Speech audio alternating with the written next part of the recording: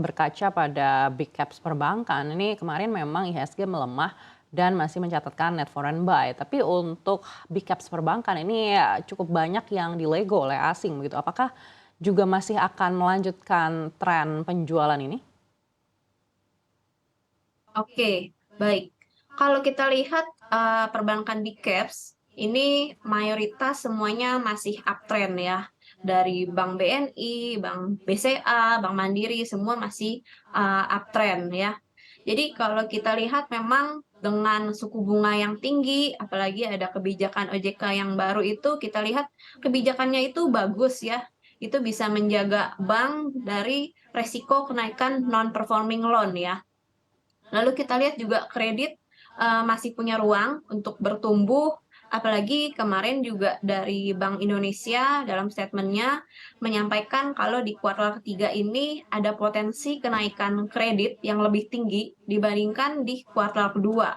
Lalu dari sisi likuiditas ini juga masih mendukung ya untuk perkembangan lebih lanjut, karena kita lihat parameternya dari, rasio AL/NCD-nya ini juga masih jauh dari batas bawah, kayak gitu.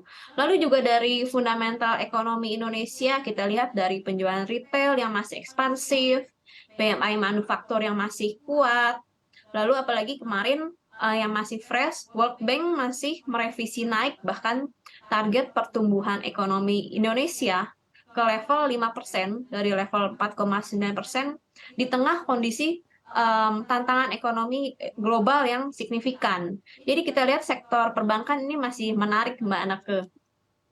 Baik, kita beralih ke sektor migas di mana harga komoditas ini menjadi salah satu pemberat IHSG pada hari ini. Tapi kalau melihat prospek ke depannya, apakah kita masih bisa mengharapkan sektor ini? Oke, baik. Ya, memang kita lihat, sektor komoditas yang dari batu bara ya, itu memang lagi kurang oke, sentimennya. Tapi kita lihat di tengah perlambatan ekonomi global ya, tentu memang ada niat untuk, negara-negara itu menuju ke energi hijau. Tapi untuk jangka pendek menengah, tentu, negara-negara akan memprioritaskan, akan mengupayakan penggunaan energi yang murah. Energi yang murah, ya mau gak mau dalam jangka pendek menengah pilihannya pasti batu bara, mau gak mau, kayak gitu. Apalagi juga mau menjelang musim dingin, ya.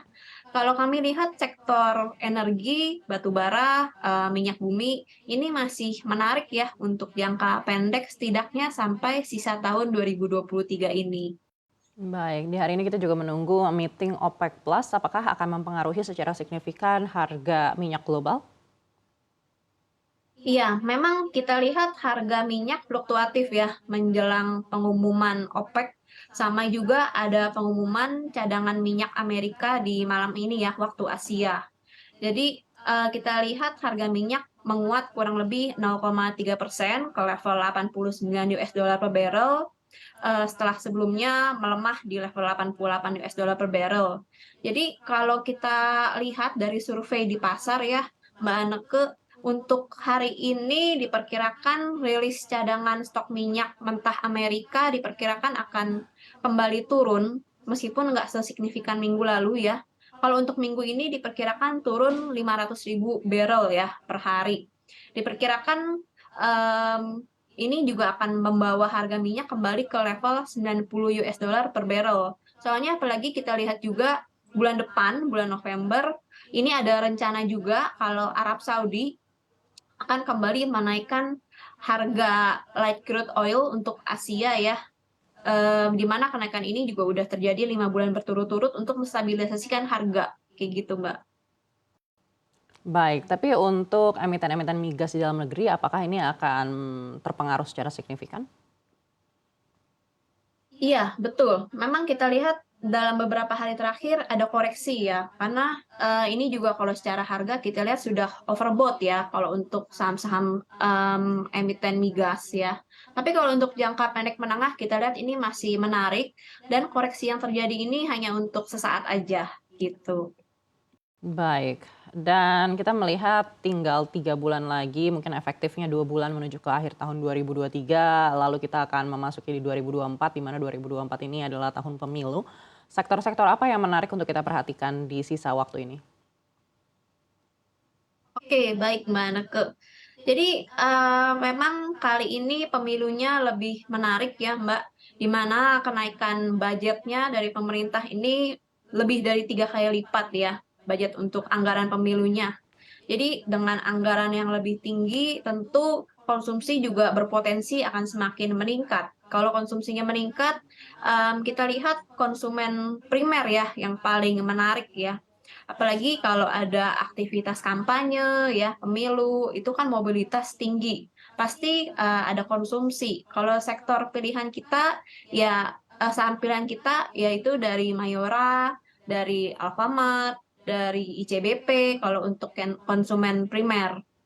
Selain itu, sektor yang juga menarik dalam sentimen pemilu tahun politik, kita lihat ada sektor dari infrastruktur ya, khususnya telekomunikasi gitu ya. Kita lihat, aktivitas kampanye ini akan mendongkrak penggunaan data, kayak gitu. Pilihan kita, Telkom, karena secara valuasi yang paling menarik di antara yang lain, gitu. Secara prospek fundamental ini juga Telkom menarik, kayak gitu, Mbak.